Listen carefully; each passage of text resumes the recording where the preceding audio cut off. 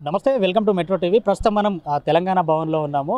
ఈరోజు రాజేంద్ర నగర్ నియోజకవర్గం నుండి బీఆర్ఎస్ పార్టీలో భారీగా కేటీఆర్ సమక్షంలో బీఆర్ఎస్ పార్టీలో చేరినటువంటి పరిస్థితి. ప్రస్తుతం మనతో పాటు పెదషాపూర్ ఎక్స్ సర్పంచ్ చంద్రశేఖర్ అన్న ఉన్నారు. అన్న, అసలు ఎందుకు బీఆర్ఎస్ పార్టీలో, అంటే మామూలుగా కాంగ్రెస్ పార్టీ అధికారంలో ఉన్న పార్టీలకు ఎవరైనా చూస్తారు, ఎందుకు మీరు బీఆర్ఎస్ పార్టీని ఎంచుకున్నారు? ఎందుకు బీఆర్ఎస్ పార్టీలో చేరవలసిన అవసరం వచ్చింది?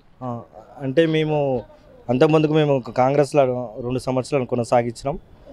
ఇప్పుడు 2 సంవత్సరాల కింద మాకు మా మామగారు అనేది కస్తూరి నరేందర్ గారికి టికెట్ రావడం జరిగింది కాంగ్రెస్ తరపు నుంచి. అతనికి చేయడం జరిగింది. మేము 30 సంవత్సరాల నుంచి మేము సబితా ఇంద్రారెడ్డితో పాటే ఉన్నాము.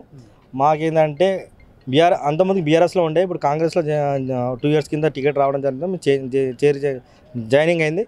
తర్వాత మేము ఏమనుకుంటున్నామంటే, ఇక్కడ ఏదైతే డెవలప్మెంట్ మేము అనుకున్నామో అదంతా డెవలప్మెంట్ లేదు కాబట్టి మేము బీఆర్ఎస్ పార్టీలో జాయినింగ్ కావడం జరిగింది. మాతో పాటు ఒక 500 మంది గ్రామ ప్రజలు, ఇతర గ్రామ ప్రజలు, అందరు ఎంపీటీసీలు, మాజీ సర్పంచులు, సొసైటీ డైరెక్టర్లు మాతో పాటు ఒక 500 మందితో భారీగా రావడం జరిగింది. ఇలా తెలంగాణ భవన్లో కేటీఆర్ సమక్షంలో ఇలా జాయినింగ్ జరగడం జరిగింది. అంటే మొన్న గెలిచినటువంటి మీ MLA Rajendra Nagar MLA Prakash Goud BRS party నుండి గెలిచి కాంగ్రెస్ పార్టీలో చేరిన పరిస్థితి.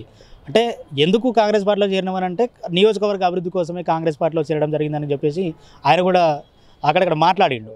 ఏమన్నా నిజంగా ఇప్పటివరకు గెలిచిన దగ్గర నుండి ఆయన కాంగ్రెస్ పార్టీలో చేరినప్పటి నుండి ఏమన్నా అభివృద్ధి జరిగిందా?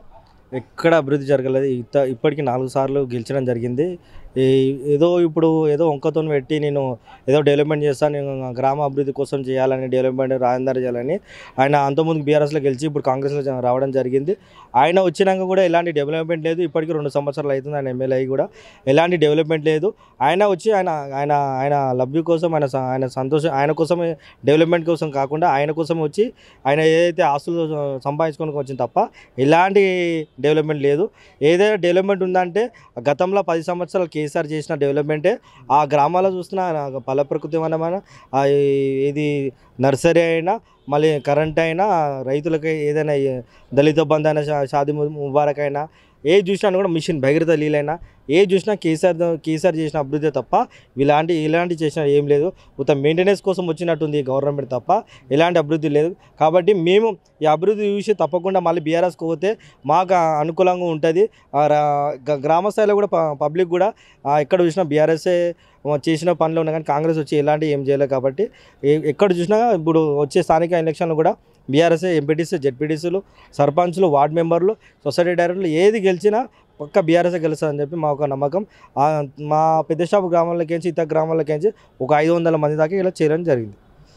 ఓకే.